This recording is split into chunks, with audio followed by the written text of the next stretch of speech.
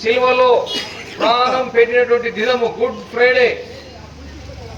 మరి ఈ good Friday 2026 April 3వ తారీఖు ఈ గుడ్ ఫ్రైడేకు ఒక ప్రత్యేకమైనటువంటి సందర్భం ఉంది.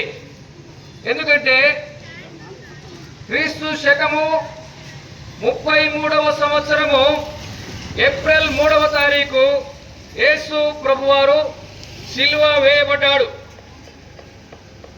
మరి గుడ్ ఫ్రైడే అంటే ఒకసారి మార్చి నెలలో వస్తుంది, డేట్లు మారుతాయి. కానీ ఈ సంవత్సరము ఎప్పుడైతే యేసు ప్రభువారు సిలువలో ప్రాణం పెట్టాడో అదే రోజు ఏప్రిల్ 3వ తారీఖు అంత ప్రత్యేకమైనటువంటి దినము ఈ సంవత్సరము మనం కలిగి ఉన్నాం.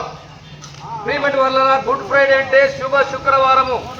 వారి ఈ లోకములో ఒక మనిషి చనిపోతే మనము సంతాప దినముగా పాటిస్తాం, విచార దినముగా పాటిస్తాం. మరి యేసు ప్రభు వారు మరణించినప్పుడు ఎందుకు మంచి శుక్రవారము అంటే యేసు ప్రభు వారు చనిపోవడము సర్వలోకానికి ఒక మంచి శుభము. ఎందుకంటే సర్వ మానవాళి కూడా పాపంలో పుట్టి పాపంలో పెరిగి పాపంలో మరణించి నరకానికి పాత్రులవుతుంటున్నారు.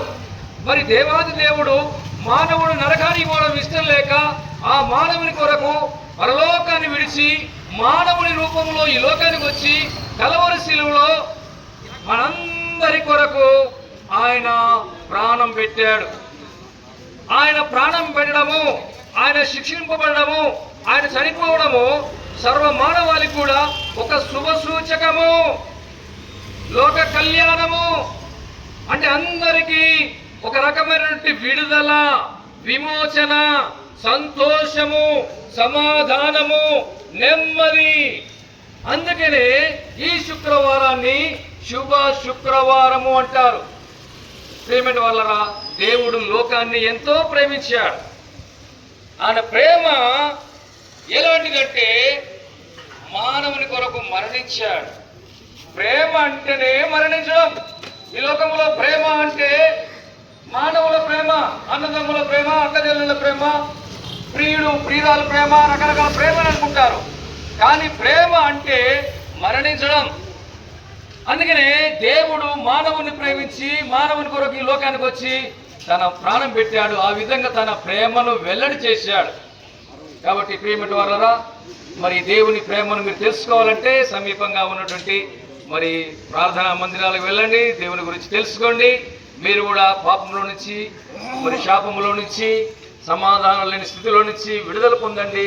గొప్ప సంతోషం మేము పొందాము. చెప్పరాశక్యం లేని మహిమాయుక్తమైన సంతోషాన్ని మేము పొంది ఆ సంతోషాన్ని మన ప్రియులైనటువంటి మీ అందరికీ ప్రకటించాలని ఈ ఉదయకాలంలో మీ మధ్యకు వచ్చాం. కాబట్టి ప్రియమైన ద్వారా ఏ మతాన్ని ప్రకటించడానికి రాలేదు, సిలువ వేయబడిన క్రీస్తును ప్రకటించడానికి వచ్చాము. క్రీస్తు మరణములో మనిషికి విమోచన, మనిషికి జీవము, యేసుక్రీస్తు రక్తములో మనిషికి స్వస్థత, మనిషికి విమోచన, విడుదల. మీకు ఒక చిన్న ప్రార్థన చేస్తాము. మీరు ఉన్న పాటను ఏకీపించండి. దేవుడు మిమ్మల్ని దీవించి ఆశ్రయించునుగాక. పరిశుద్ధ